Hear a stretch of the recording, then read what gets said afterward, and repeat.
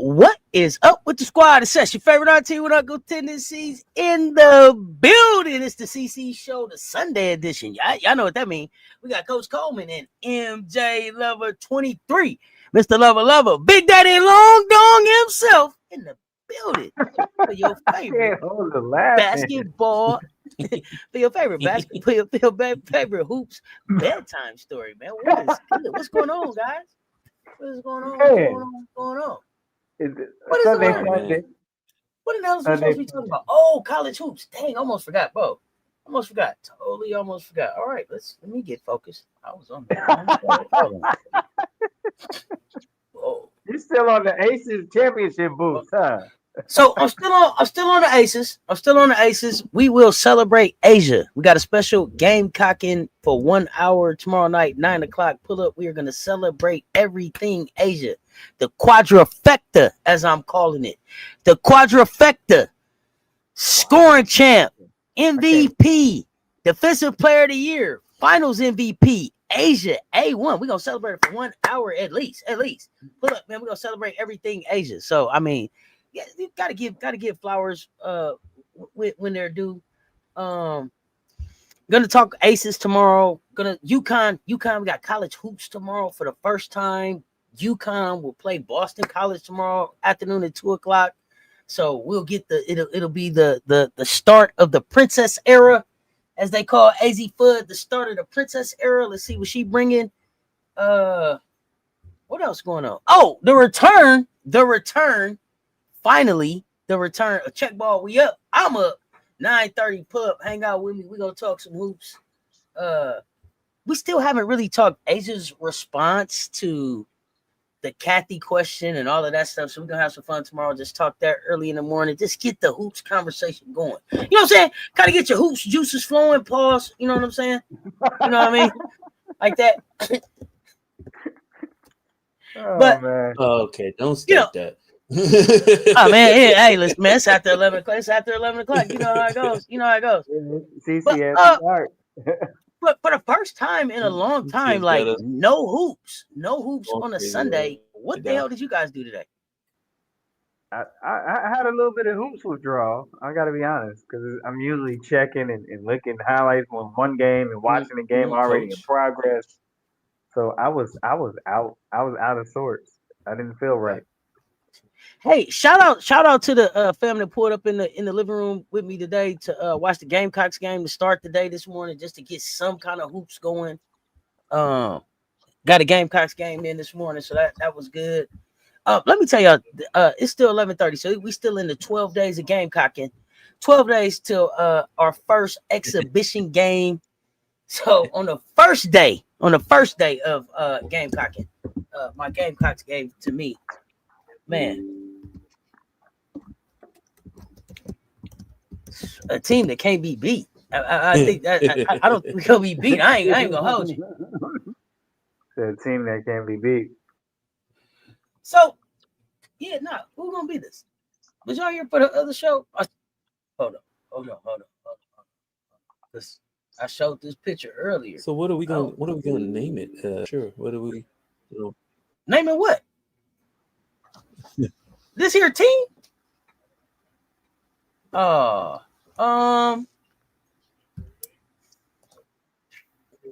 Is it not? I don't know. I mean, beyond measure is so appropriate for as tall as they are. Look, I'm gonna show this picture one more time. Y'all in the chat, hit the like and the share. They both right there. Hit the like and the share. They both right there. We appreciate y'all pulling up. But look at us, y'all. I showed this on the earlier live. Look at us. I need y'all to understand. NJ, I don't know if he was here for it. Do y'all see that? Do y'all see us? Wow. Do y'all see us? Wow. Okay, listen. Okay, look. Like I showed y'all this earlier. This Donnie right here, the shortest thing out there. Raven, Tanaya, Maddie. Okay. Isla. Listen now. Pay attention to who's standing straight up and who ain't. Okay. Dowda. Okay. Joycey look little. This got to be This got to be Gotti with the shotty right here, I believe. Chloe leaning. Tessa leaning. Deli is 6'7", y'all. I don't care what y'all say. Adele Talk 6'7". Y'all see her? Who gonna beat that? Okay, I ain't gonna make this show about that, but because I showed that already. Let's talk about some of these. Let's talk about some of these other teams. But listen, we gonna be a problem. But let's get into it, okay? Because it's been we had a realignment last season, so we're gonna see how that plays out.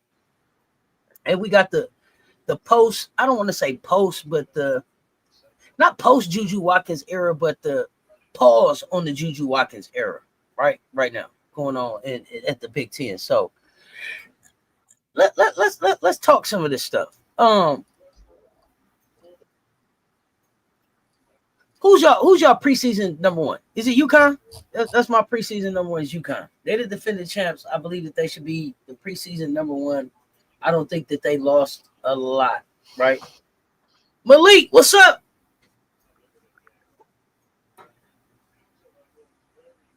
So I'm seeing different ones out here. UConn, South Carolina, know. UCLA, So here, okay. Let me.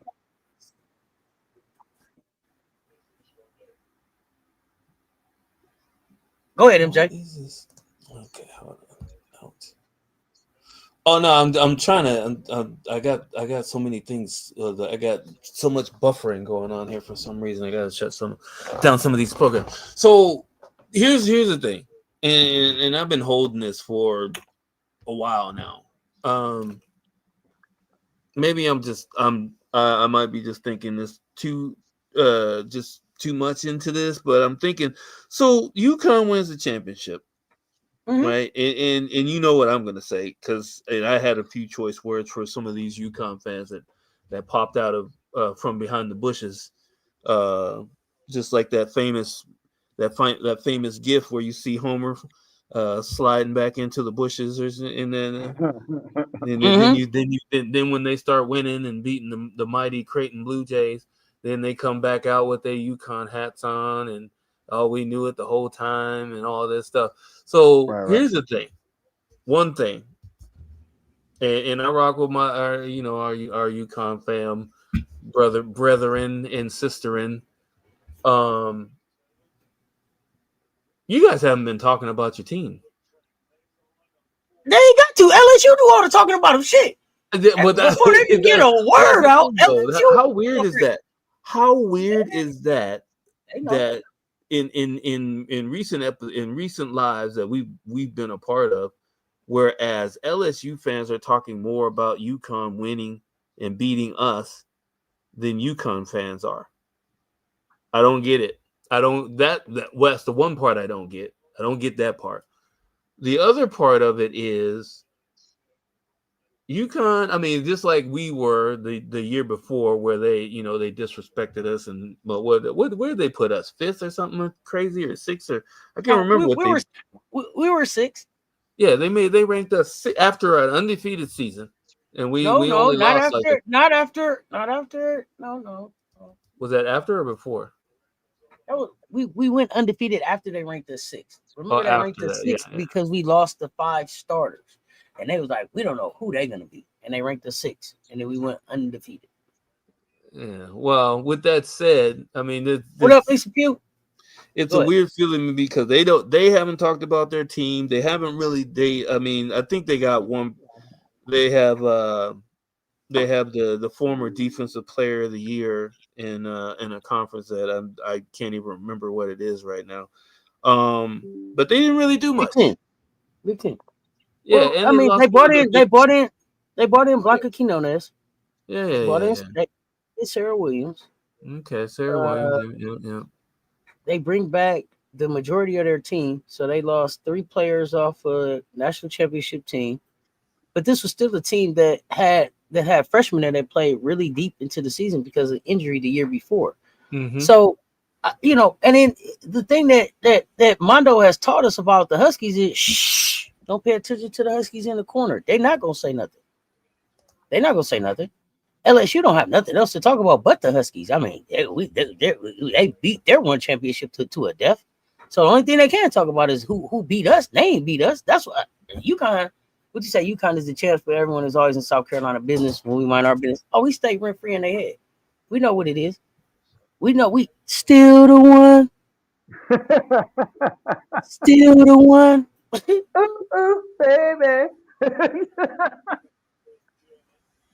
I don't like. And we're still the one.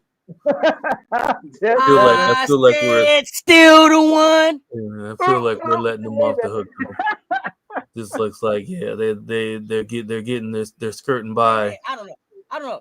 The only UConn Husky fan that I know do a whole lot of talking is Mondo. That's the only UConn fan I know do a whole lot of talking. Yeah. Like they share because they both right there. Thank you, appreciate you. Yeah, got a little trio up here, little Sunday night trio, like $3. You know what I'm saying? Man, like that. $3. How's up, Mondo? You know what I mean? I think Armando signed off with that the other one of the lies. $3. $3 time. Sunday night trio. Hilarious. You know, when we can catch him, we can get him in the house. Try to get him in here. Oh man, yeah! Shout out to Mondo. That's my dude. Let's keep rocking with the conversation here. So, if you had to stake it, which preseason number one case feels the most solid right now? These were the choices. Okay, I didn't make these choices up. These were the choices: UConn, South Carolina, UCLA, Texas. Who has the most solid number one right now? What's preseason number one case? Again, I'm gonna go with all the. Go ahead. No, I was just doing real quick. I can't. I just talked a whole bunch of smack about UConn, but I can't say that they're not the preseason number one, just based off of our criteria of what we consider to be preseason number ones, right? So I mean, they haven't lost, like you said, they haven't lost anybody. They actually picked up, Williams, so that'll shore up the defense. You got to find out how she's going to fit in the system. Doesn't mean, I mean, is she an upgrade from El Alfie? Yeah, I mean, we don't even know that right now, just because of the level of competition that she won her defensive player of the year in. No offense to whichever league that was, which I kind of know, but I'm trying not to be disrespectful this time of night. It's bad for your digestive. But I would say UConn. UConn definitely has that number one spot. I mean, I don't even. Doesn't matter who she is, as long as Sarah Strong is who she's supposed to be. Gino is who he's supposed to be. AZ is who she's supposed to be. Two, and then them two. You can throw Sarah Williams in there. If nothing else, she can rim protect. Mm-hmm. Right? So you got, and then one more, you need just 4. It take. I didn't. Wait a minute. I did that. No pun intended. Just 2 separate things. My bad. Okay. A core 4 would help them out. UConn is number 1 until they are not. Yeah, always pay respect to the defending champs. Me too. Right. Number 1 until they're not. Exactly. They are. Wait. Hold on. This is why we a community. This is why we a community. Go ahead. Here you go. Or we wasn't number 1 in We wasn't number one until we're not. They made sure we wasn't number one. They pushed us way down. That's them. That's them. That's them. We talking about us over here. We talking about us. We keep it a buck over here. They number one till they not. We'll be to get our trophy. Wrap it up. Yeah. Yep. But okay, so they sit at number one. I think they had 31 first place votes. 31. Yeah, Becker's. Right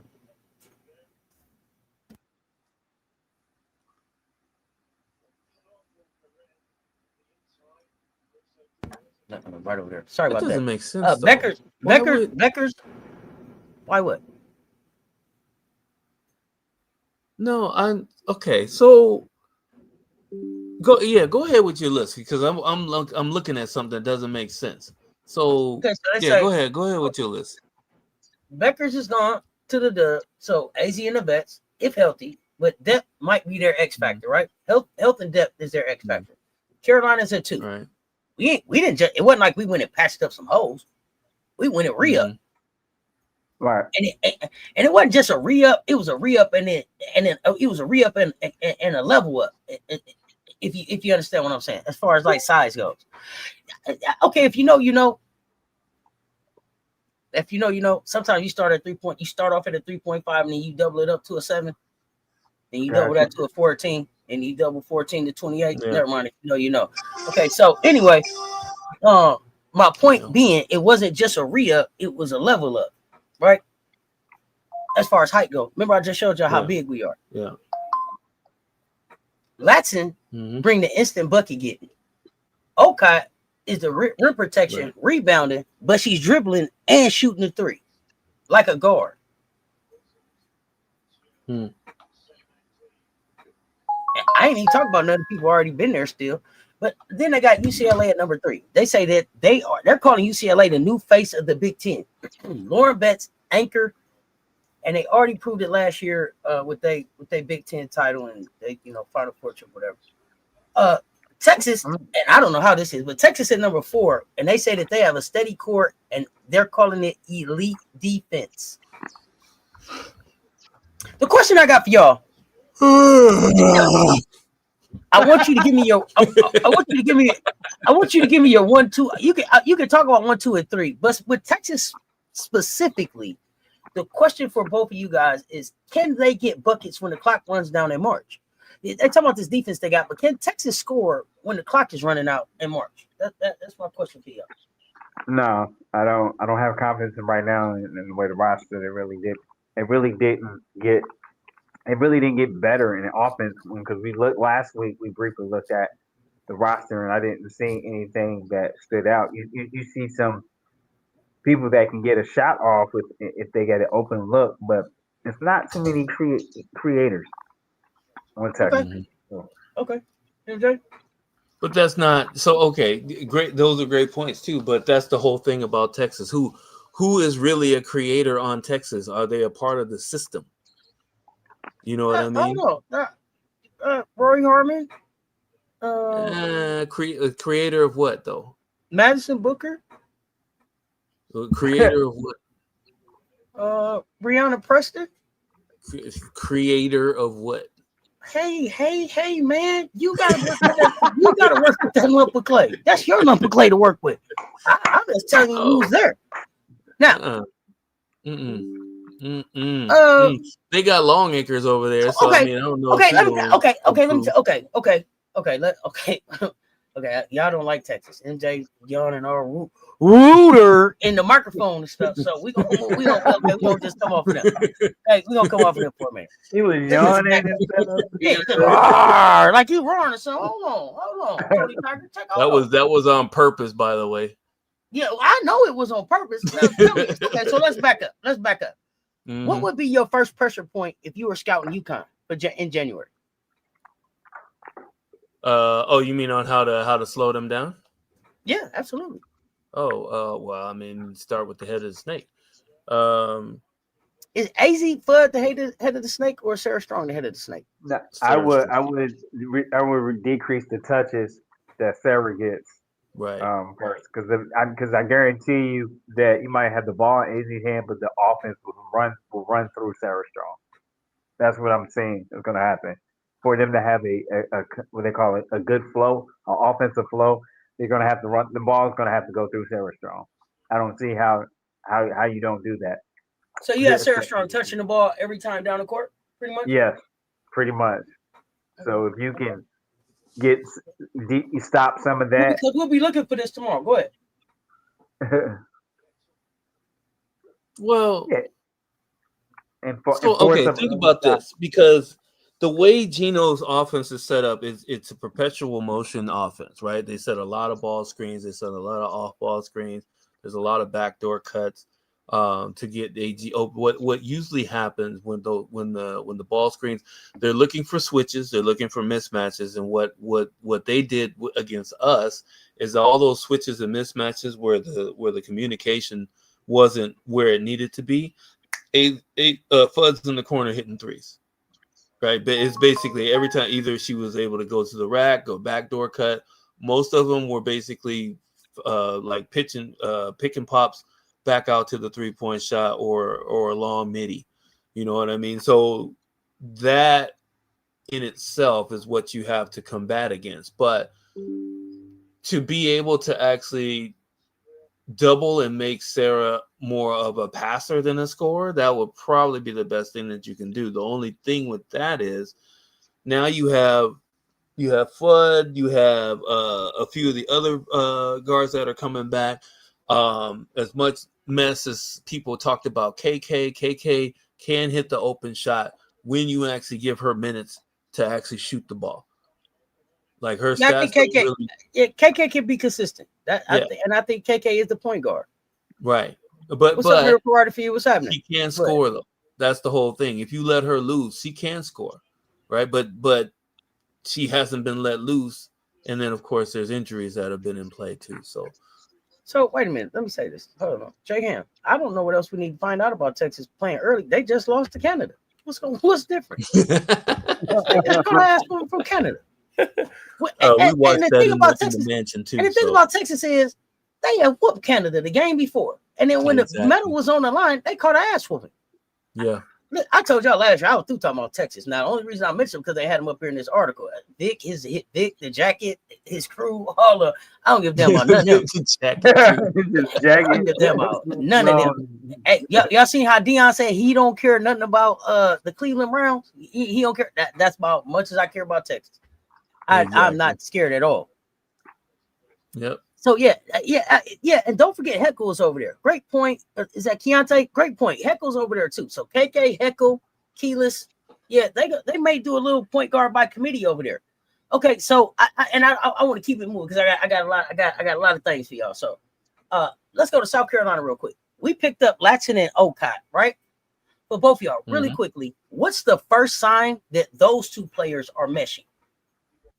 For real, what's that sign? The first sign? What's the sign that they're meshing? Latson and Ocott for you. What would that be? Y'all hit the like and the share. They're both right there for me. Hold on. How you gonna say coach and you got a whistle too? Well, I mean, I got like 8 of them, but there you go. Now, either one, guys. Really quickly. What's one thing that if you're throwing out? You're throwing out two. But you're throwing out two names, whereas I don't even know if it's going to be those two that are the ones that we're going to be looking at as meshing, because our eyes right now, we know who the main people are. Our eyes are basically on Dowda. I want to see how Dowda is going to play this year. That's who she is one of the X factors, whereas she is one of the rare people in the entire country that can score on 3 different levels. We just haven't seen her break out yet. Sir, we can definitely have a Miriam Dowda time period. But that was not the question. Sir. I don't see that. But I don't see. So because so then tell me individually then how you what do you see from each of them that says they're meshing within the system? Within Don's system. That may be a better question because maybe Latson and Okot aren't the aren't used as a 1-2 punch out there. I think is where you were going with it. So I follow that. So what makes it what says, hey, you know what, hey man, they meshing with the system. They got this. Let me know. Whenever for Okot, when you see that she can work when she gets somewhere in that mid-range area and she gets aggressive and you see pull-ups and floaters from that end, that's when you're gonna know, okay, she's in the groove. Latson, it's not even going to be a question because it's going to be obvious for one. Now the one thing that I'm thinking is that the mesh is going to come with how fast her and her backcourt running mate for years, Raven, are going to get to the point where they're going to be flying around like menaces, right? Because I think people don't. You've watched Latson get buckets all last year and be the leading scorer in the nation. What you haven't seen is that Latson has really good defense, and she may not be as fast as Raven, but she's quick and she has really good footwork on defense. We're going to see that. And I think we're going to see it almost immediately, probably within the first 3 to 5 games of the season. Okay, Coach. Definitely. I think the faster that those two players can be comfortable with not having the ball often and also making the next best pass and not forcing and really shooting what you call smart shot selection. You're coming from teams where they had to shoot at a high cut because they were the bulk of the offense, and now they can just see how if they're adjusted to not having to be, but still can score effectively and make a difference. So to see if they can be comfortable in that stop, making the next best pass and knowing that the offense doesn't always sit on their shoulders. So that'll be a sign that they're getting comfortable with the system and they trust it. And they know if I give the ball back, if I pass the ball out, that maybe not this series, the next series, it's going to come back to me. And I'll get an opportunity. Gotcha. What's up, Art? What's up, Jeremy? Appreciate y'all pulling up. So let's talk. Let's go back to UCLA for a minute. What's UCLA's biggest hidden weakness that you test early as a coach? Neepkins. See if she can play some damn defense. Okay. That's fair. That's fair. We know she can shoot the hell out the ball. She can shoot the hell out the ball. Oh yeah, we know that. We want to see if she can play some defense. Okay. I would very slow-footed. Run the floor.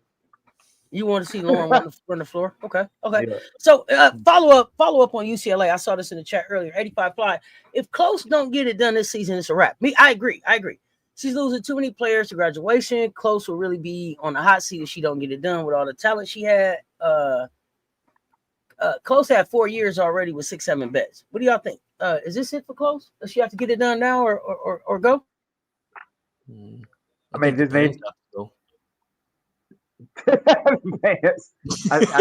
going to say the nature of location where she's at. Yes, she's going to have to get it. She's going to have to at least get to the Final Four to buy one more year. I don't think the Elite Eight cut. If Close can break through in the Final Four, then that I think can salvage one more season. But just based on the location, the high profile location of the school that she coaches, and the type of players that you brought there, the talent. And to be honest with you, I feel like Lauren Betts has been disserviced, hasn't been developed how she could be where she's at. And I know that's saying a lot, but I think there could be more added to Lauren Betts. And so that's I'm not a Lauren Betts fan by any way, but when I see something of that size, you can always add skill set and add to their toolbox, especially as the post. And so my thing is, have you really maximized what Lauren Betts can do? And I would say that's a strong not really. Coach, there's nothing strong about there's nothing strong about that, bro. You can't say strong and together like that. It sounds shaky when you use like a strong it sounds shaky. Like you two strong and they don't go together. Shay, what's going on? She say, hey coach, chat, welcome in. Let me see here. So Malik, okay. can they score when teams don't have to double team Lauren? Can they score when teams don't have to double Lauren?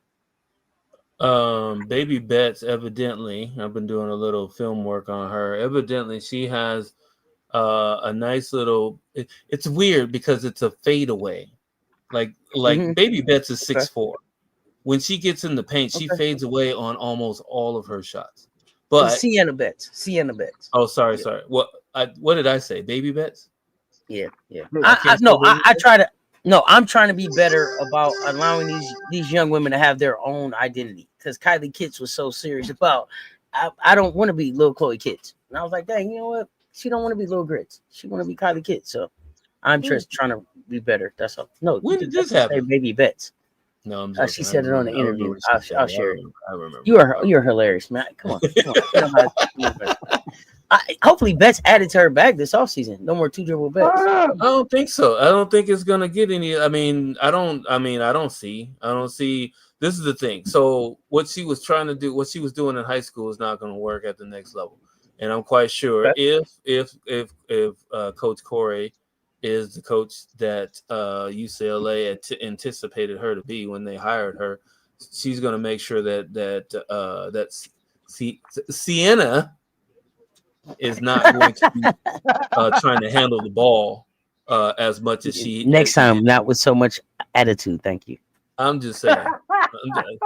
Y'all lucky I'm pronouncing it right. Yeah,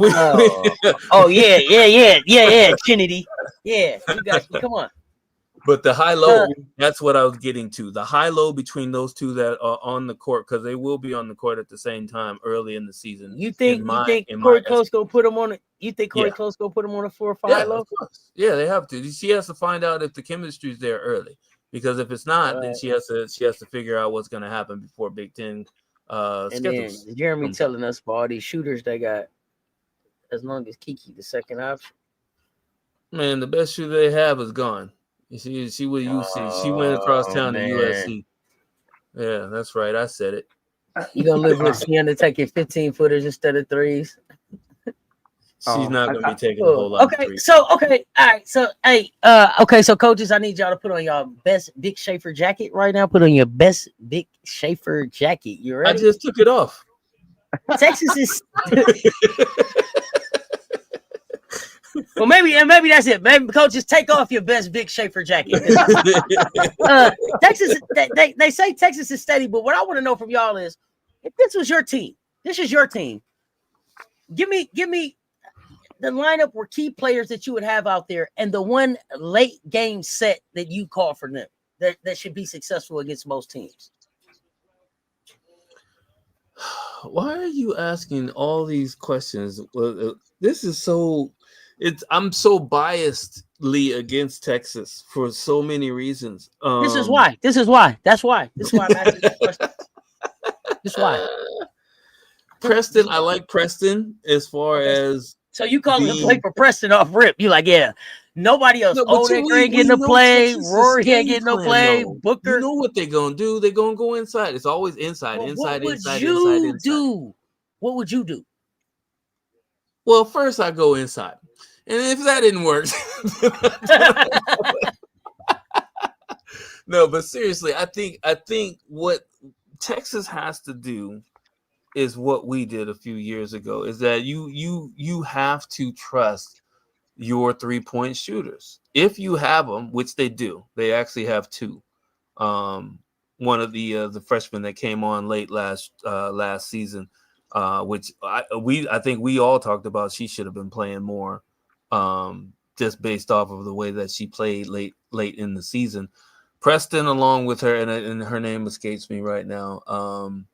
But those two are the ones that need to be active for them, because here's one of the reasons why Texas can't finish against good teams or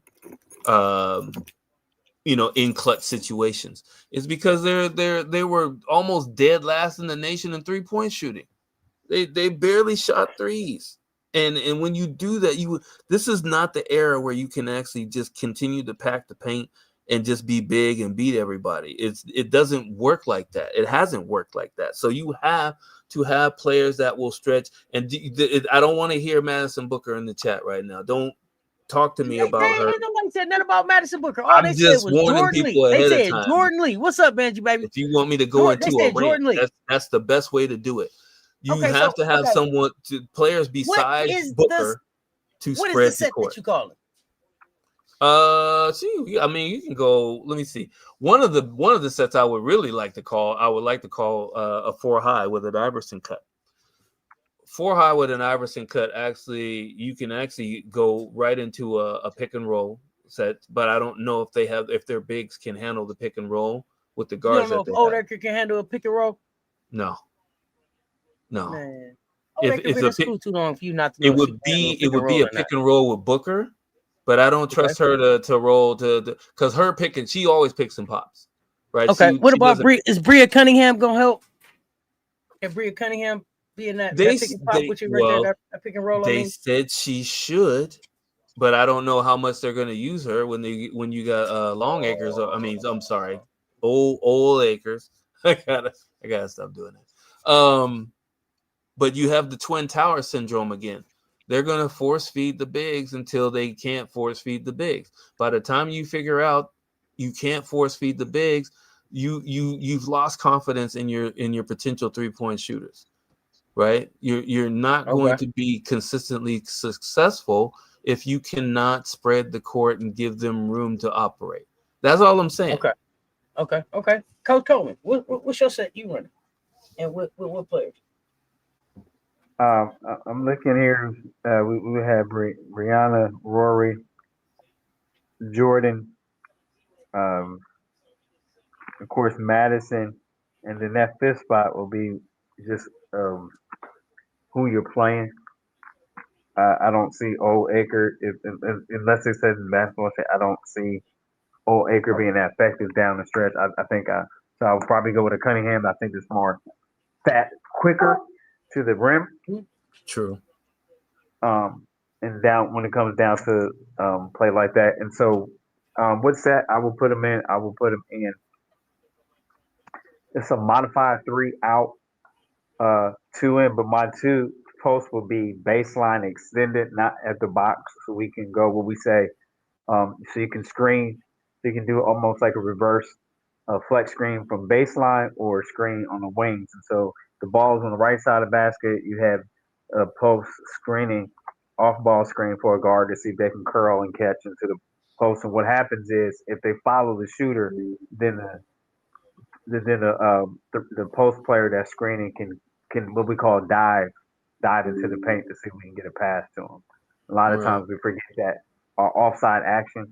So I for me as a coach, I like a lot of offside action because sometimes you sit too much and you make it too easy for the defense instead of forcing the defense to force. So what you look for is either getting it into one of your shooters or a dive from rear. So I don't believe just one player. I believe option 1, 2, and then the third one is also passing it into, depending how much time, into an offensive position. So that's always how our coach try to approach the game, where you can catch and shoot depending what the end of the game situation is. So the thing is the screener should be in a position where they can dive or cut to an offensive availability anytime a screener. We just don't want them screening for nothing. We want them screening and sealing or screening and cutting towards the ball after they set the screen. I have a question for you, Coach. And I'm trying to envision, because it's like a flex. I remember flex. I mean, flex is as old as basketball in itself, for sure. Are we using, like, let's say for instance, like say Cunningham is coming from baseline extended? Is it from the 3-point line or is it from the dunker spot? Whereas you can actually set that quick short screen and then have the big pop up to the free throw line. Either 2 ways.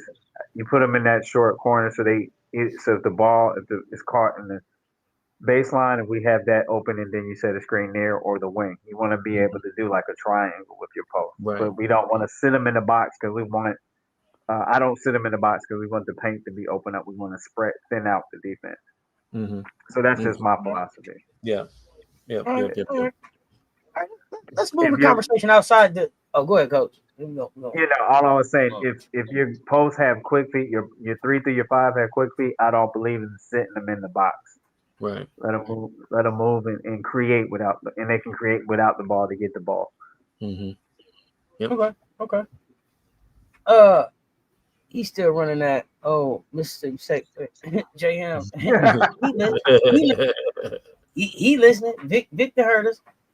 No, okay. All jokes aside, let's move outside that top four. Let's down into like the LSU's, the Oklahomas, where I think some of these other teams is up here. But I got some real quick before we really get into them. What's harder to get a freshman or a young player to buy into quickly? You think it's defense or decision making? Decision making. Yeah. Okay. Defense is a want to. You can if you want to play defense, if you want to play, you're going to play the defense. Decision making is a little bit harder for freshmen coming in because you're at a higher level. If you don't come in with to the higher level with already an above average basketball IQ, it can be a struggle for the freshman, for sure. I mean, we saw it a little bit with Kennedy Smith, right? As talented as she was, you can tell she was thinking too much at times until later on in the season, right? So it can happen, but defense is going to be the easiest transition. The most challenging thing is to get a freshman to play without being without pressure to shot clock. So it's a challenge for some. There's very few high school levels that play with a shot clock.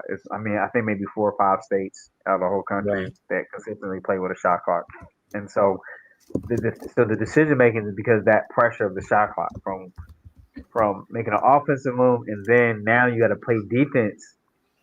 It's predicated off of what they doing according to the shot clock, and so now you have to be aware. 1, 2, 3, go. On both sides like that. So when freshmen get comfortable, where shot clock is just a secondary thing, whether they're on offense or defense, and they're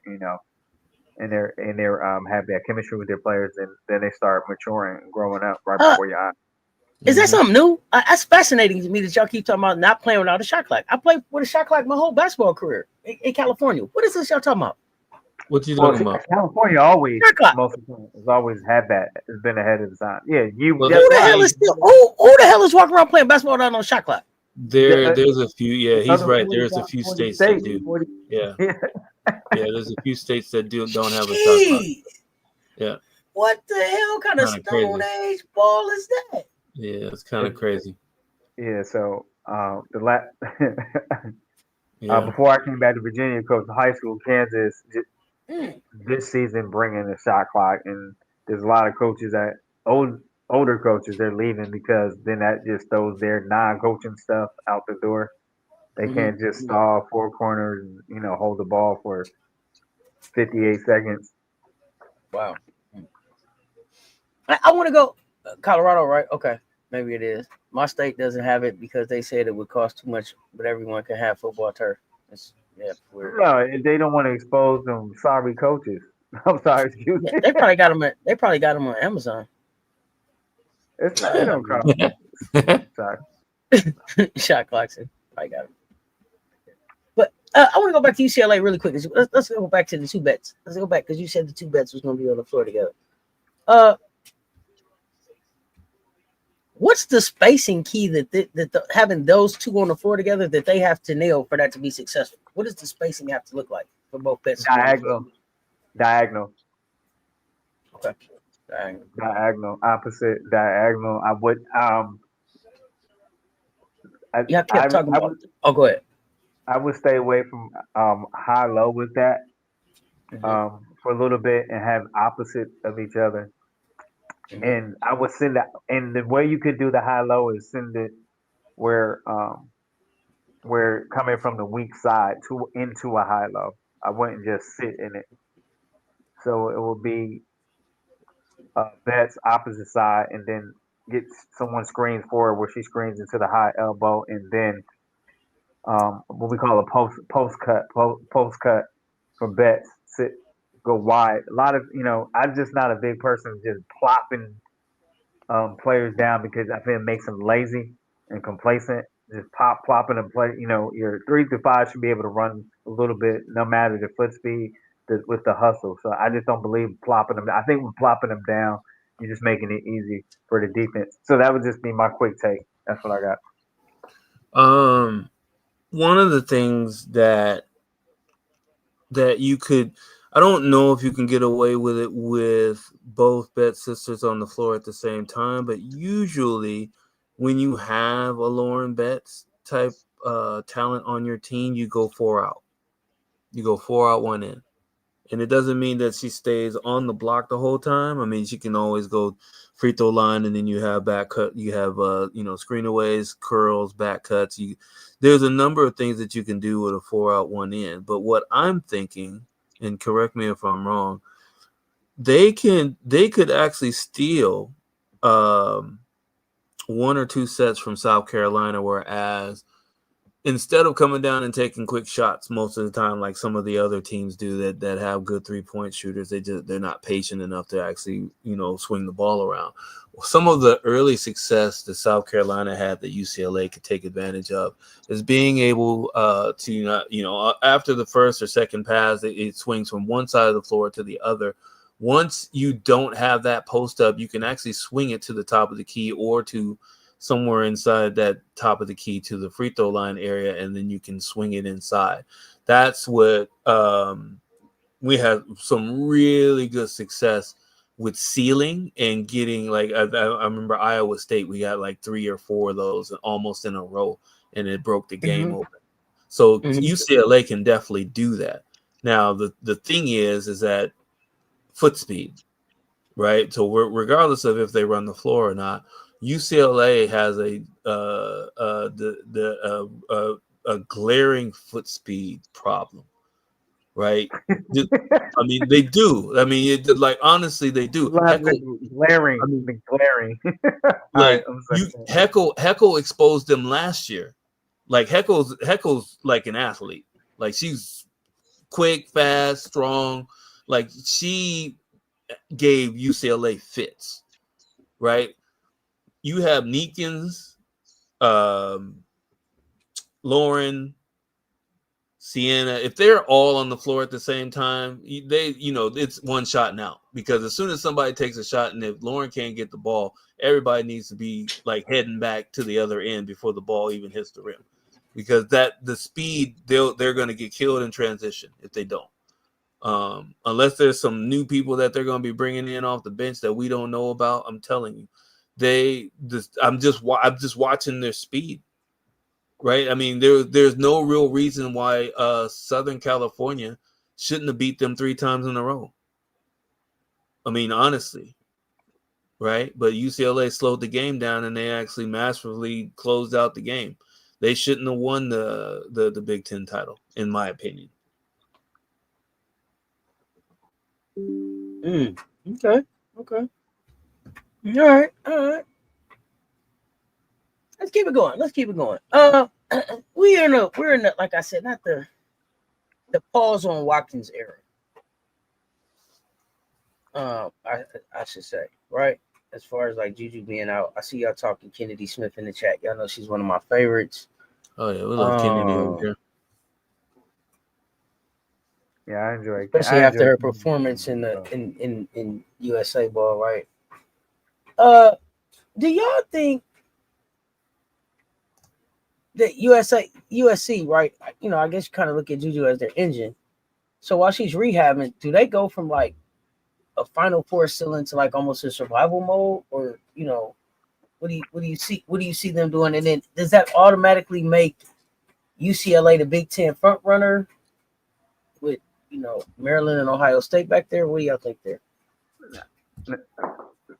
I mean, you see when I think she, when she got hurt in the tournament, they showed that play, but there's no Kikiola, right? That was a Kikiola, so they don't have that, so they have to see who can feel that in the paint passion that Kikiola. Never mind, I gotta say, it's just funny when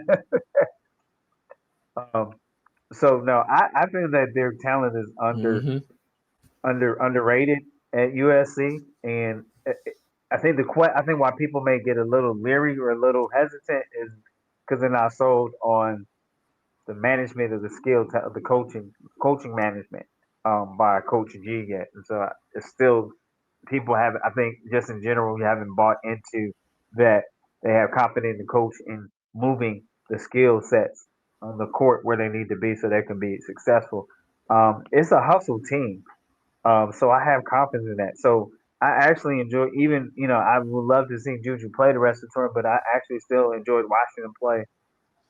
Post injury, Juju injury. So they're exciting to watch and have a lot to offer as a team. So I feel USC is underrated with the talent that they have there, even with Juju um, sitting out the season. Okay. Well, isn't this the time where we find out how effective the coach is? Right? I mean, we talked about she don't have to coach. Hell yeah. Juju's the only. Yeah, I mean, Coach Gottlieb. We're gonna find out. Got her in your check this year. Because right now, what are they preseason like? They're preseason 15 or 16 or 17th or something like that. No, somebody tell me. Is it right. USC? Like, they're not in the is there a Trojan? I think they're. Is there a Trojan fan? Is there a Trojan fan in the house tonight? Stand up. They're 17 preseason. Stand up. Is there a Trojan? Is there a Trojan fan in the house tonight? Stand up. Oh, boy. Stand up. But from what I see, number 17 in preseason, yeah, Louisville Cardinals 16th headed, but just focusing on that at 17, and so they're in a considered top 20. Yeah. Well, I mean, they lost. Well, they lost their shooter. Juju's not playing. They did get London Jones. Oh, wait a minute. Now, Jazzy Davidson is coming in there now. Jazzy Davidson is coming in there. And but I mean, do they really need Jazzy Davidson when they got London Jones? 5 for 5. Yeah, they better be glad they got Jazzy Davidson since they got London Jones and Karen Dunn. Shout out to Kennedy Smith gonna hoop this season. Yeah, shout out to the hometown Malio. So I got UCLA top 3. I mean, look, Michigan, Stanford, Maryland. Who else? USC gonna be around there somewhere. I don't know about UCLA. Iowa, I don't know about them. Yeah, Iowa, I'm not sure about it. I don't know about them. Jeremy, you always go. Jeremy, you always go just a little too far for me. We almost. I'm not an Iowa fan. You go a little bit too far. I'm not an Iowa fan, but I just feel like, man, Stokey should get rewarded because Stokey's so consistent and plays so hard. Just what I mean. Well, she's the ultimate team player. Coach, I ain't giving out no participation awards, Coach. Now she either win that thing or she don't. Man, she did. Didn't she have a 47-point game last year? Hey, do they give out trophies for that? For 47 points? Just saying do they give out trophies for that? Okay, losers don't do losers doing winner shit. See, losers doing winner shit. If you win that thing, then we'll celebrate you like that. Now we're saying that. I just hate to see some of those efforts go down. It's all right. Just keep up the effort. It pays off. I was just acknowledging the great level of play that Stokey. No, and I mean seriously. All jokes aside, Stokey will walk away being able to say she played for 2 national championships. She better walk away saying that. Stokey and Chris Webber. I mean, look how it turned out for Chris. Right. He had a successful career for sure. That's what I'm saying. Yeah, it works out. It works out. Yeah. Everybody can't win the champion though. It's different when you're a champion. No championes. Hey, nope. Shout out to Chris. He is parking lot pimping at a champion party. He got a bad rap. He is parking lot pimping at a champion party. Coach is called timeout. That's that. It's a full or is it a full or a 30? So nothing. You don't have it. Okay, let's move on. Let's talk. Not even a reset. So listen, let's go. Sticking with JuJu. So JuJu's gone. JuJu's sideline. Paige is gone. Does that make the National Player of the Year wide open for? Is that Hannah Hidalgo and Lauren Betts in that race? Who do y'all see in that race for National Player of the Year? Interesting. I'm sure you. So let's go. ACC and Hannah Hidalgo early. I can see that. That's been. Do you see her sweeping POY and DPOY again? I don't know. I'm talking about ACC for POY. ACC probably, yeah. Not nation. Okay. I don't think. Not for the No. nation. Can she sweep that again? Okay. Yeah, I think so. I can see that. I can see that. Okay. No, whoa. Hold on. Before we go forward. So she is now back in the spotlight without Miles. And that's a lot of luggage. Not saying that she can't do it, but I know how hard it is to try to do something like that, though. Man, somebody over there with her. But Hannah knew that last year. That's why she tried to go so hard. Who over there with her now? Oh, somebody over there with her. She still got Prosper. Yeah. She still got Ivy. Okay. Who else over there? Koval gone. Yeah, well, she couldn't catch her passes anyway. I mean, she couldn't, or she didn't want to. I don't think she could. I think she has hands of stone. But we'll see what Lay do. You couldn't catch Hannah's passes, but you're gonna go down and catch Lay's. Okay, we'll see. Soften your hands up. Prosper, you got Bransford is still there. Ayanna Moore went there. Mm-hmm. The young lady from Vandy. So it was like what, 2 transfers? I mean, it's the ACC. How much does she need? She got Ayanna Moore and Cassandra Prosper. What else is out there? NC State is going to be there. Duke probably will be there. Louisville. Who else? Wait a minute. Didn't Camille went to NC State, right? Mm-hmm. Oh yeah, they're gonna be pretty. They're gonna be pretty good. No, they're gonna be. Yeah, they. You don't know much about Maryland. So Maryland got Lucio. I thought Maryland lost everybody. No, Maryland had picked up everybody. Even Maryland had got deep because they had got Gracie Merkel, and then Gracie went back to Penn State. Mm-hmm. Gracie Merkel. Lucio O'Connell from Duke went to Maryland. Who else went to Maryland, y'all? Okay, that was a good pickup, actually. Then remember Maryland had got hurt. Mm-hmm. They had a lot of injuries down the stretch. So somebody's coming back from injury. So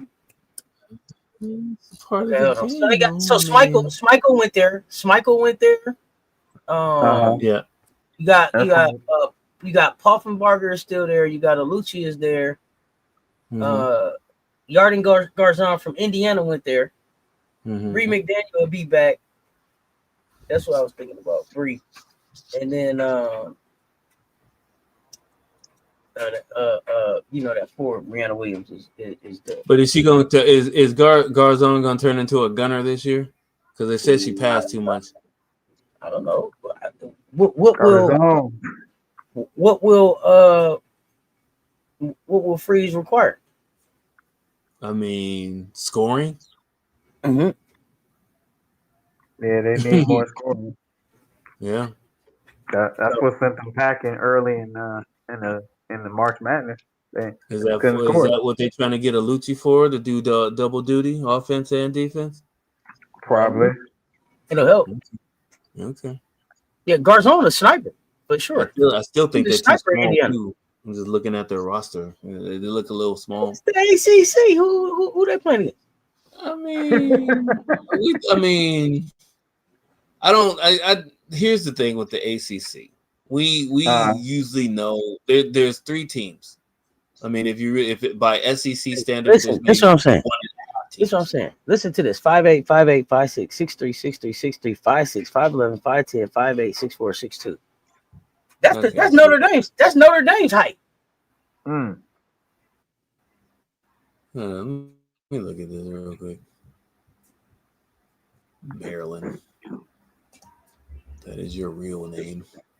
You know what I mean? Like, Yeah, Garzone's like Garzone is almost like a 6'2", 6'3", 6'4" guard or something. You know what I mean? Like, wait a minute. Half this team is foreign.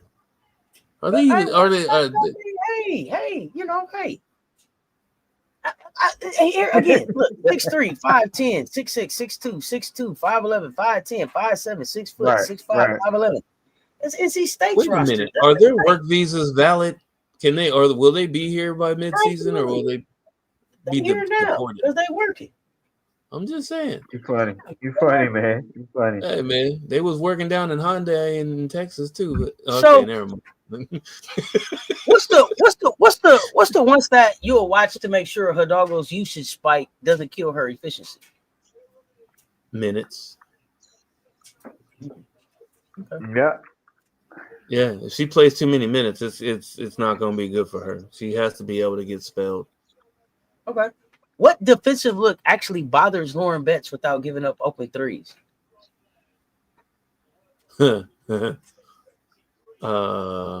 Referees? I'm just talking about UCLA fans. That's what they were telling us most of the year last year. So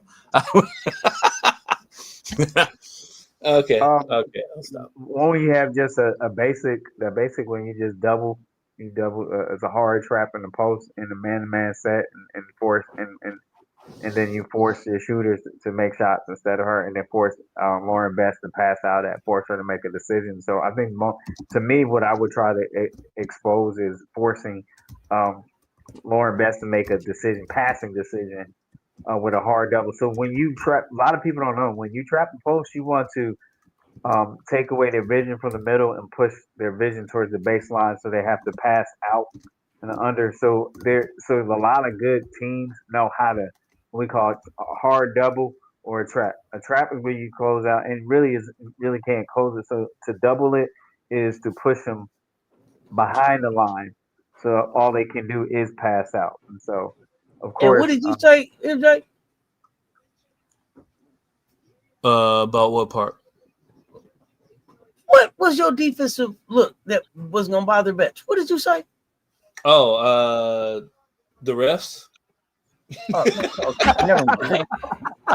Okay, so anyway, so the defensive philosophy against Betts is what of course, and I'm always going to come back to South Carolina, but I'm also going to point to but we don't want to give up open threes. This is the defensive. But and I get that part, but if you can get to Betts once she puts the ball on the ground with two people, that's what disrupted her in those losses against Southern California. Two dribble Betts.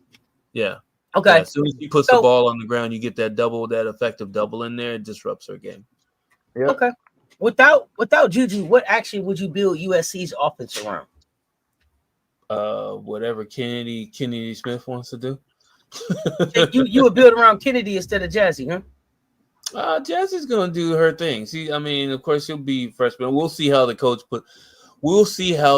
puts her in the best places to be be But we know what Kennedy Smith is. We know what she can do. I wouldn't build around Jazzy. Go ahead. I'm sorry, I cut you off. Go ahead. No, go ahead.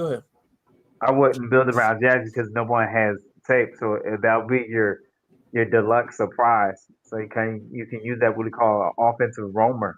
So first year, no one has any film yet until you go through the first half of your season. So no, for the first half of my season with basketball psychology, no, I wouldn't use Jazzy as the main. I would use it as what we call as the weak side offensive surprise. So because they don't really know, they haven't seen what you can do at the college level. So I would kind of use that in my favor in the first half of the season.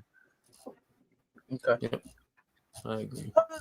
What's the most, when we look at, let's stay right here in the Big Ten, because they're going to do a lot of cross-country travel, right, to get these games done, and they'll stay for 2 games and all that kind of stuff. But what's the most underrated recovery factor that coaches mess up in these coast-to-coast leagues? Practicing on the road when it should be walkthroughs. Yeah. Right. Okay. Some coaches will try to go old school, and they'll practice on the road, even though they have a few more days to play their second or third game or whatever the case may be, and it's a mistake. You're running the risk, especially mid-season on, in fatiguing not only the legs but the minds. Right. Walkthroughs are light. Walkthroughs are light, whereas everybody gets to answer questions, on the fly. If they have questions, they can. When you're doing full practices, you can't ask questions in the middle of a practice. You have to wait until after a drill is done before you can ask a question, or before the coaches start yelling at you. During the walkthrough, questions are asked. It's basically a Q&A to make sure everybody's on the same page, and hopefully, the coaches are guiding them, their players, to ask the right questions, so that they're all on a string when it comes to offense and defense. So, all right, so we got some rules changing in the lab this year. Coaches challenge. So you can challenge, I think, out of bounds, backcourt, possession before the foul, correct player on the foul. Don't need a timeout. But if you're wrong, it's a tech. Free throws in the possession. It's a gamble. Oh, I'm so glad you're bringing this up right now. I was the second somebody about this today. The second thing is the multi-touch rule. Defenders can use more than one hot stove touch as long as it doesn't disrupt the rhythm or speed, right? So translation, pressure defenses like South Carolina just got that green light, baby. Got that green light. That's what's up. No. Well, it's less subjective as expect more turnovers and fewer whistles. NCAA tightened the bench's suspension rules too. If someone plays a game they were suspended for, both the player and the coach miss the next game. No wiggle room. What's your green light moment to actually risk the challenge late in the game, coaches? Oh, definitely, like who touched the ball last, something like that, and probably if you feel like if I had a good angle on a foul call or something like that, something that they missed. But usually it's how can I use the strategy without that to help my team get the better of it. That's all I know. So this is new, but you definitely want to use it when you feel like you have a strong case of it overturning the call. So this is, and I was talking to a few of my hockey lovers up here in Canada land. This is almost the carbon copy of what they call the I forgot what the name of it is that they told me, the instigator rule. So in hockey, you'll have, like, if somebody fouls somebody, let's say, somebody takes their stick and they trip somebody, and then the guy gets up and smacks them. The guy that gets up and smacks them is not the only guy that gets the foul or the penalty. It's also the guy that actually initiated the trip in the first place, which is called the instigator rule. What they've added is that they've added to the point where, yes, if you challenge a play and you're wrong, it is an automatic delay of game call. So if you translate that to the college game, what that means is, late in the game, if the ball is touched by your player, but it actually goes off of somebody else, and you're down, 2 points, maybe 3 points, and let's say the refs get it wrong. Let's say the refs, it's absolutely obvious, but the refs say, nah, we don't think the ball changed direction. So not only are you going to lose that challenge, you're also going to get hit with a free throw or two. Think about that. I'm laughing at AKA Pop Fly. Yeah, that is absolutely crazy. That's crazy. But you know what, though? It's needed. It's needed, especially with how long these challenges take. I think they should put a 2-minute limit on how long you challenge. They're doing 5-minute challenges on these things, right? So it's definitely a delay. Whoever is watching back in, what they got? Secaucus and whoever's watching back wherever the lab, just say it. and move on. We ain't got time. What they looking for? You already know. Say it and move on. right. Yeah, So right. how would y'all tweak practice drills to teach guards to handle that new defensive contact? The more than one hot potato touch. What you got? Weight room. Well, also we you have the hit pads that are on the Yeah. stick. Just Right. Yeah. know how to play and dribble through, and then teach how if you're dribbling, just body position, and you gotta stay low. If you're handling the ball, you got to be what I call in a basketball position, Right. sitting down and handling the ball and dribbling. And this is where some guards they're gonna learn the importance of dribbling that ball. A little bit of old school, but you can explode fast when you keep that ball right at the waist and below. You can have an explosive move. In the past, I've trained, when I've done one-on-one training, and I've shared that if you stay low and go, you get places faster and you beat people off the dribble because you're already down there low. You can get around them. You can use the screen because you're low and go, hip to hip, seal off the defender, all that stuff. And that's the reason why you want to stay low. So if I'm the ball handler using the screen, I want to go hip to hip with my offensive player setting the screen for me so I can seal off the defenders chasing me. So just teaching things like that, how you use your other teammate and how you use your body to what they say, to bounce back the touches that you're getting, if that makes sense. Mm-hmm. I would say just to add on to what Coach just said, the triple threat position Coach, check the chat. Go ahead. at any time, the triple threat position at any time is going to allow for stronger players to actually be able to mitigate that touch, the double touch. Here's where and I go all, of course I'm going back to South Carolina. You have two of the stronger guards in the entire country that are always in triple threat position, and they're going to benefit from it the most. And that's Raven and that's Latson. Mm-hmm. So that's not going to affect us at all. The rest of y'all are in trouble. You have something for me, Auntie? Sorry. Check the chat. Why in my? Oh, I know why my chat stopped. Oh, it's not there because I got put the StreamYard put me out. So I'm sorry, I can't see it. Uh-oh. Yeah, what the hell happened?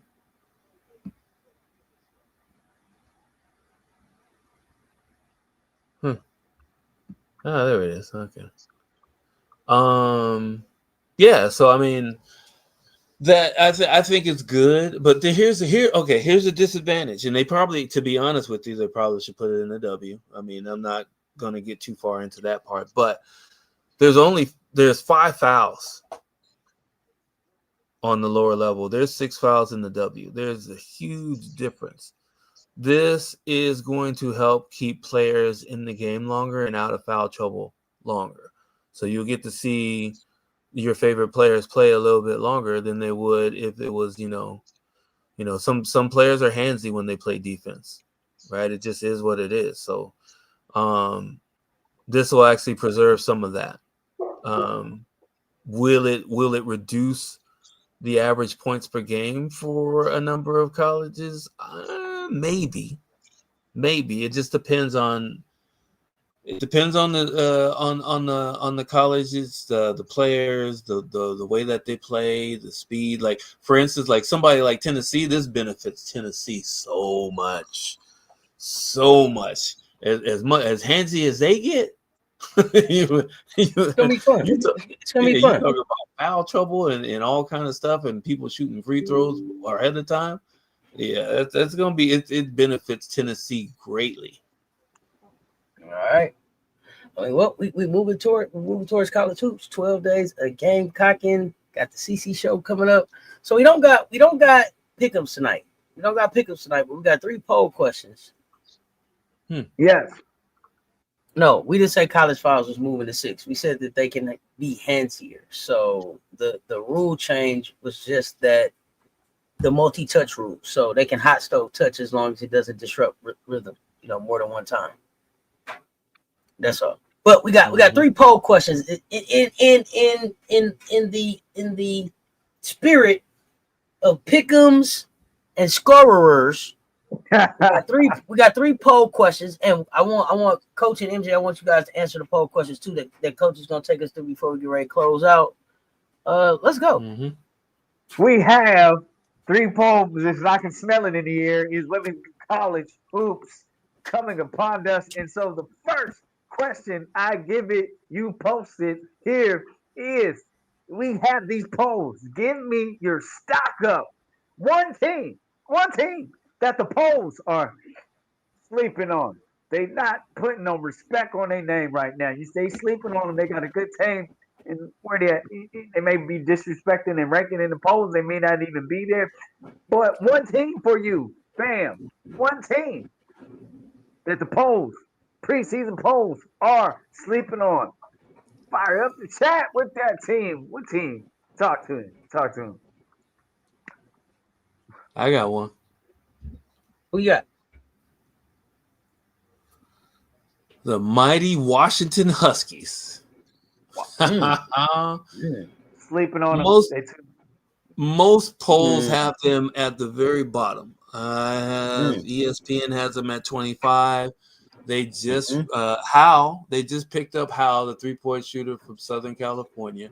They already had a number of 3-point shooters on that team already. Not to mention we'll see how they treat their top scorer on the team, which I guess she was tied with somebody else. But we'll see how they treat the top scorers on their team, because midway through the season, evidently they turned Sellers into a point guard, pass first point guard, which is absolutely weird because he's one of the most natural scorers on the entire team.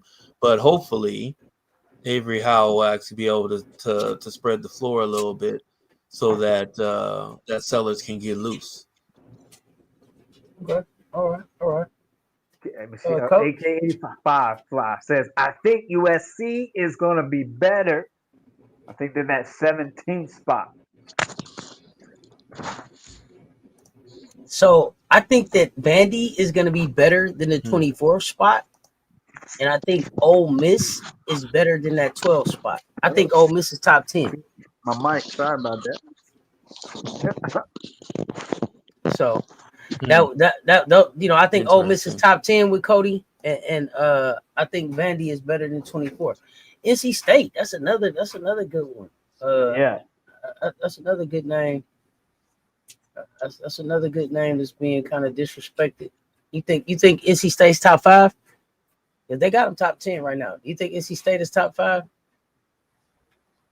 Top 5? What? I'm asking. They're top 8. Do you think NC State is top 5? On paper, they look like they can be in that. I'm interested. I mean, that's Zoe over there. That's Zam. That's Camille Pierre and Trigger Triger. They top 8. They number 8 right now. So you're talking top 5. So we'll exclude us and UConn. I asked because Molly Brandon said Vandy and NC State. I said NC State is 8 right now. Does that mean you think they're top 5? Are you saying they're a top 5 team if they're slept on at 8? No. That was my question to Molly. Oh, okay. I think Michigan Wolverines is better than 15 too, but that's just my opinion. I think Michigan will end up a top 10 team too. I think Michigan State is better than 24 or 23 or wherever they are. So I don't believe Duke Blue Devils is a top 10 team right now. I don't necessarily believe LSU is a top 10 team right now. I'm just keeping it a buck. Wow. Yeah. Did you say LSU? I did. Wow. I mean, I don't have LSU top 3 in the SEC. Well, I mean, so who's number 3? In what? SEC. Could be Tennessee, could be Vandy. Yeah. I don't have LSU top 5 in the nation right now. I don't. Well, yeah, I mean if you're gonna have so Texas would be 2, but then again Tennessee is 2 spots under LSU, but Tennessee is basically Texas ain't 2 either. Texas ain't 2 in my book. Are they not? No, hell no. I mean they will be just because of shit. Cody, don't put your hands on me, McMahon, and Ole Miss gonna have something to say about that shit. Y'all keep playing with Coach O if y'all want to. Y'all keep playing with Coach O. Coach O didn't go down to Mississippi State like a thief in the night for nothing. Cody didn't pull out, didn't leave for nothing. That's right. And they gonna have something to say. Remember that Yo went in the PMAC and beat LSU ass with no offense last year. Straight defense. Now she got offense. Man, y'all better watch out in the SEC. Quit playing with them. Y'all think ADR ain't better? We'll see. Remember the Jack over there too. Remember Jack over there too. That's still no Blake. That's still no breaks. Blake's up there. Y'all seen what she grew into in USA basketball? All of that's going back to Vandy. All of that's gonna show up in the SEC. And Sasha Washington is back off her injury. Vandy's gonna look very different. Yeah. Tennessee got the Pardo twins coming in there, plus Janiah Barker to go with Talasia Cooper, to go with Spearman. And I was so remember y'all, I kept worrying about the little carpet. It grew into another hairstyle. Did y'all see it? Man, I was so concerned. But it turned into she really was growing it out. So I was glad to know that. Side note. Anyway. So now not so much about Chavez as much as about Verhulst and Reagan Beers being in better shape and being a little bit more mobile. Oklahoma might have something to say to Texas and LSU. So I just say pack them up in there like that. Like they got some shit they got to show me. I ain't gonna hold you. I ain't gonna hold you. Mm-hmm. All right. Are we ready to move on to the second poll question? They wasn't on that either last year, was they? Nope. I kept telling you, I don't want to hear nothing about Texas. They ain't tough. Nope. Nothing about Texas. Mizzou, who they gonna beat? I can't wait for hands on these to get to CLA. Wait. Hands on me. Hands on knees. I can't wait. Oh man, I can't wait. That's gonna be fun. I don't know who Alabama gonna be. I don't know who Florida gonna be. Auburn gonna make some noise. Kentucky, what he gonna do? He might try to be 3 or 4 or 5. What he gonna do? I don't know what he doing over there. AKA the Whisperer, by the way.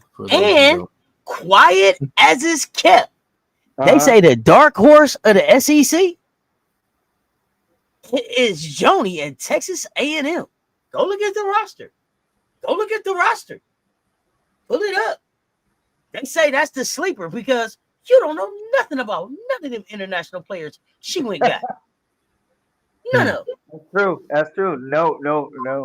Yep, you just was talking about no tape. She got a team of no tape. The whole crew. You don't know none of them. I can't even tell you their name. Hold on. I got to go look them up. That roster spun, and then, Joni got a team. Yeah, and they say you better go pay attention to it. Mm-hmm. Okay, hold on. Okay, because you know how I like to talk. You know how I like to talk about a roster. You know how I like to talk about a roster. Okay, now listen. Now y'all tell me now. 5'3", 5'9", 6'2", 5'10", 6'1", 5'11", 5'6", 5'11", 6'1", 5'9", 6'3", 5'10", 6'1". Sounds too small to me for the SEC, but Italy, Texas, Louisiana, Texas, Illinois, Texas, France, Ontario, Netherlands, Texas, Minnesota, Texas, Maryland. Hey, every basketball player on this team is from a basketball state or a basketball place. You hear me? Yeah. Every last one of them. It's a good Yeah, mix. all season. That's their name, Team No Tape. Because the only one on this team, because the only person on this team name I know is Janae Kent, and I ain't got no tape on her, and she is a junior. Okay, so Team No Tape. Janae, That's who they are. For Janae. Oh, I mean, we don't know Anita Franchini. We don't know Celeste. We don't know Celeste Blow. We don't know her. Emerald Parker. Can I get Gianna the Gentry. with no breadsticks? That's kind of, I don't know. I got hungry. EB5 Azogu. Talia Kavoka. Lamaya Hilton. PN Steenbergen. Jordan Webster. Vanessa Sadu. Cheney Spencer. Nicera Purr. Come on. But every one of them, everyone on Team No Tape is from a basketball place. Baltimore, Maryland. Anything in Texas. Just Minneapolis, Minnesota. Who come out of Minneapolis? Who come out of Minnesota? What kind of hoopers come out of there? Paige. Tessa.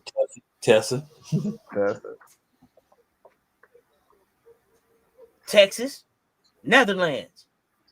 Hooper. Ontario. Who came out of Canada? Me here. Swords. McKeer. Wow. Yeah. Go ahead, Coach. Let's finish up with the last question. Yeah, they sound small, but hey, listen, feisty. I don't know. We're gonna see what they do. Here we go. See what they do. Yeah, I think that's a great take. That's a hot take. Hot take. Wait on the tape. A hot take on Team No Tape. Yeah, hot take on Team No Tape. Yeah. We gotta make some tape. Here we go. You don't know none of them. I gotta wait to hear their name pronounced. What's your name? Say her name again. Here we go. Here we go, fam. After the hot take on the no tape team, here we go. What is the team? It looks good. They hype me up, fam. Hype me up. The team is hype. It's hype on paper, but you just not sure how they're gonna play on the court. So you say, hey, I'm going to hold on that. I'm going to hold. It's a team I'm going to hold on. They got some hype. I don't got no proof in the play yet. I have no proof in the play. What team does have no proof in the play? You're going to hold. You're going to hold. You're going to hold. You're going to hold. Hey, that was quick. That was quick, and Michelle, a.k.a. 55. That was quick. That was quick. LSU. Go hold. Oh, no, I ain't holding on them. I'm selling. Uh-oh. Yeah, I'm selling LSU this year.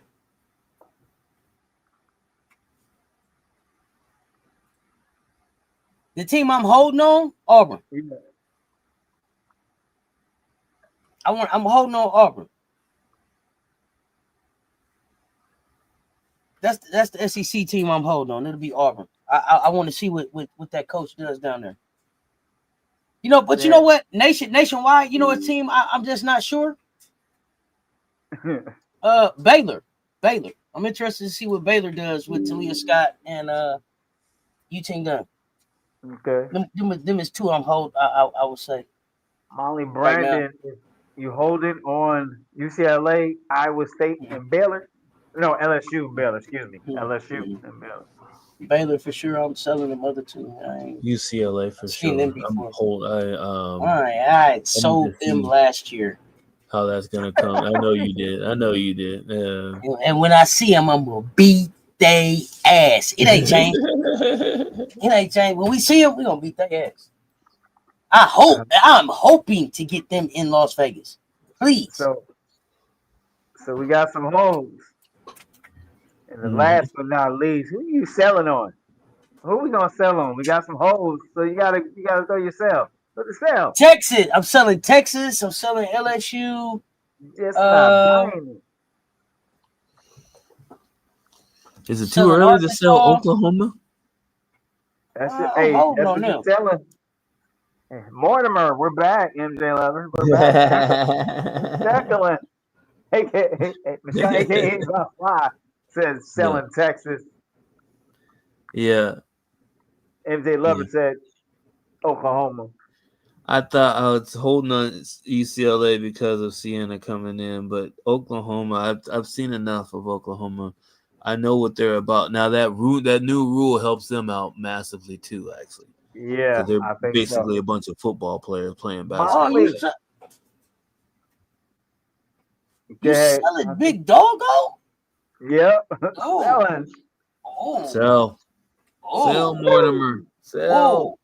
Turn those machines back on. Get those people back in here. He went to cardiac arrest. I'm not making fun of the cardiac, but it was just the face he made because they just broke their spirit. Look, broke their spirit in the trade. I think selling out Notre Dame is kind of that's an easy way out tough. because you don't have it. I mean, that's the thing though. Like we don't even know who Hannah's sidekicks are. Like we don't know who Man, who you can keep acting like you can keep acting like you don't know who those people is. I don't trust it. All right. You giving Ivy more credit than the resume say she get. Yeah, for sure. But we'll see. Hey man, what a great conversation, man. What a great conversation. What a great Sunday night hoops bedtime conversation. We got UConn hoops coming up tomorrow. We got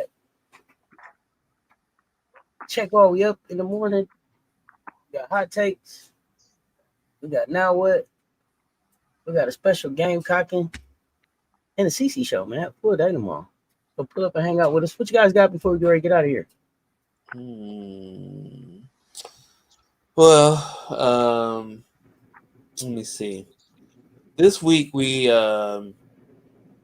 going to be formulating. I think there's a new section of the bet show that I'm going to try to formulate something just due to recent success of a format that I didn't think was going to happen, but I got to do some more research on it before I make it something that we can all go sheckling on.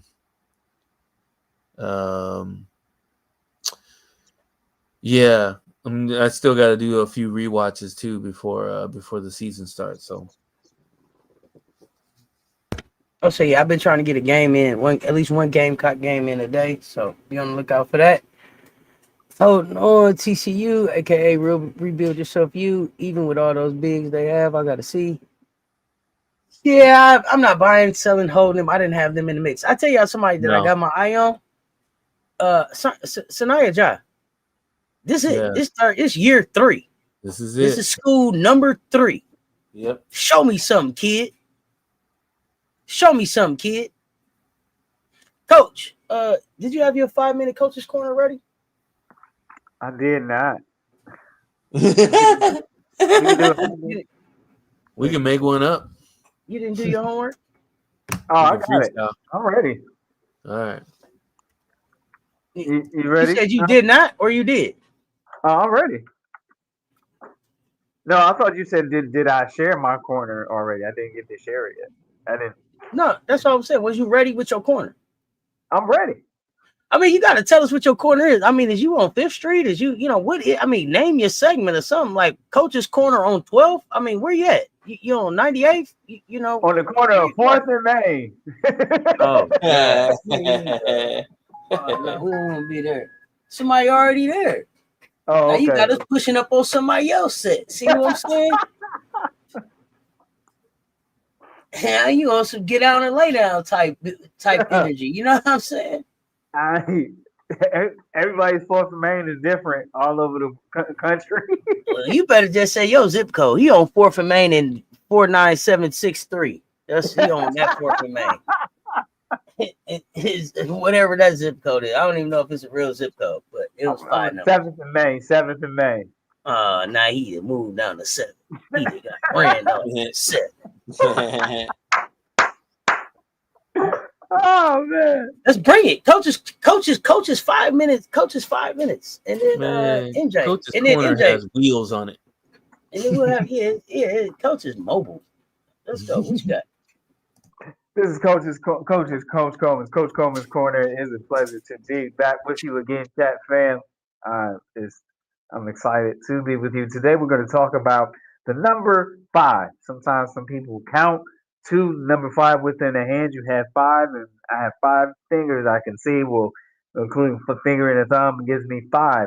Sometimes people say you need 5 players to start, 5 players on the court, but also the number 5 refers to a position that someone plays that requires rebounding, running the court, or you will hear the word rim running, putbacks, and then also protecting the rim on defense. The 5 spot in women's basketball, often a good number 5 that plays the 5 spot has to be able to defend the 3 through to the 5 to be consistently effective. That's what one would say. Often that 5 takes a lot of bumps and bruises. And often that 5 gets fouled more times they get shots attempted on the goal. Often the number 5 has to set screens and sometimes doesn't get rewarded and set several screens just in one position so their teammates can get open and possibly score and get a shot on the basket. Number 5, the ones they really need to be in shape before the season starts. Do they have a commitment to the weight room or not? It will show. Number 5 has to have mental endurance because they will see double teams, sometimes triple teams, and have to have a court vision as they rise up above the defense that tries to suffocate them from making the next best pass. The number 5 here sometimes goes overrated because of their ability to score. They create opportunities for their teammate. The number 5, if they're a good number 5, can they be about 70% from the free throw line? Because they're going to garner some attention, even though every foul is not called when it looked like it should. Number 5 have players hanging off of them and climbing on them like it's the jungle gym and the playground. If anybody remember that, do people play outside anymore? Just saying. The number 5 seems insignificant sometimes, but in basketball, it's important. It's the cog in the wheel. It's the significant piece that makes the team run. Most teams, successful teams, start their offense with the number 5. So, my friends, I hope we have a newfound respect for that number 5 because there's a lot of things that they have to do in a very short time and have to be prepared for anything that's thrown their way. So, much respect. Put some respect on the position. Till next time, my friends, keep hooping. MJ, give us the 5 most important things the number 5 position has to do. Great question. So, being a person that's played 1 through 4 as a point guard, I think that was the backup point guard was one of the most important positions that I played because it means that I had to study every position to make sure I knew where everyone was supposed to be. The number 5 position is way more unique nowadays than it was back in the day. Back in the day, it was get your butt on the paint, go block the block, maybe go high post, but you better dive back to the hoop so we can get some easy buckets type thing. Today's 5 means that you must be more versatile than that. Today's 5 is number 1. One thing you have to do as a 5 outside of defense is that you have to be well versed in your footwork because a 5 doesn't just post up and have fancy moves like Kevin McHale. All you youngsters look up Kevin McHale and you'll know what I'm talking about. You also have to be able to set solid screens without fouling. You also, once you set screens, you have to be able to move your feet in a way that it's most effective to you getting in positions where you can help your team by scoring or by making the extra pass to somebody so they can score. The number 5 also is underrated as far as an anchor on defense. Just like you would see a safety or even a middle linebacker, like maybe a Ray Lewis, calling out plays and calling out different formations. The 5 is going to, for instance, on the fast break, the 5 is sprinting back. If the number 5 person is back first, they are pointing, hey, get that person. That person's open. Watch the screen, back screen coming. Switch it. They are the captains of the back end of the defense. What number is that? Is that 4? I think. Oh yeah. So number 5 is in today's role of number 5 is that you better be able to knock down a nice little 12 to 15 foot jump shot.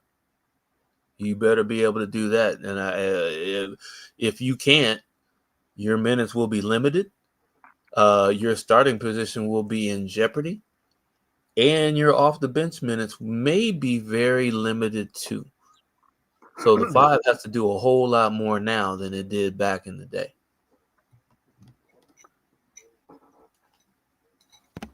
All right. Hey, man, great breakdown. Great breakdown, guys. All right. All right, Coach Coleman, give us something positive before we get out of here. And we thank you on this Sunday Funday. Now is a marvelous Monday. For those of you who are on Monday morning, marvelous Monday to you. And we thank you for taking your time, not being a rush in talking women's college hoops with us. Be great in your preparation. Become excellent in your performance. Always have a champion mentality in everything that you do. Change this world with one random act of kindness at a time. Be the change that you want to see because, you can change anything you want when you put your mind to it. Hey, do me a favor. You got it. Get in your bag. You got this. Get in your bag. Expand your bag because I believe in you. And look at yourself in the mirror and say, I believe you believe in you. And because you are the best. In this crazy wild world, the short step, we kind of sort of, we call it Earth. Spread love. More love is what we need and can always use. Now, when things get a little tiresome, gets a little rough, tie knots, hold on, keep on moving. Don't stop. And guess what? You got this. You can do this. And most importantly, you better remember and you better know. And you got to know you were made for this. We got a little we got a little women's college hoops action this marvelous Monday. Here we go. Cozy got me ready to go out and pick up 4 players so I can go to somebody's neighborhood and run them out the gym. Ready to go. All right, man. We appreciate y'all pulling up and rocking with us. MJ, we appreciate you pulling up for a special Sunday conversation with Sunday Trio. Coach Coleman, as always, man. Appreciate you. Y'all know what it is. Love y'all to life. Let me say this. There are some of y'all that have been here forever. And I don't say it enough. Man, I love y'all. Y'all know who y'all are. Y'all told me that. I don't tell y'all that I love y'all enough. So I love y'all. Russell, only bring the facts to the chat. AKA 85.5. Coach Coleman. MJ Lover 23. The commish, Gamecocks fan. Brittany. Kia High Life. I mean, all my wrenches, all that support. She is Bree Wayne the bot. Y'all haven't seen her, but she's around. Ella L, the agent. You haven't seen her, but she pops in. TMZ. I just don't know how important that is for what happens here. There are some ladies behind the scenes that never ever get any type of love. So I wanted to take some special time to give them some love. Emily has been my longest member.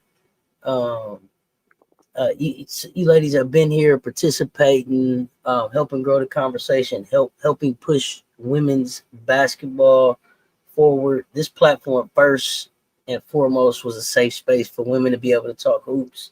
So I just wanted to take this time, and if I forgot somebody's name, please blame it on my head, not my heart. Y'all know how I take my medicine. I'm gonna get a whole list together.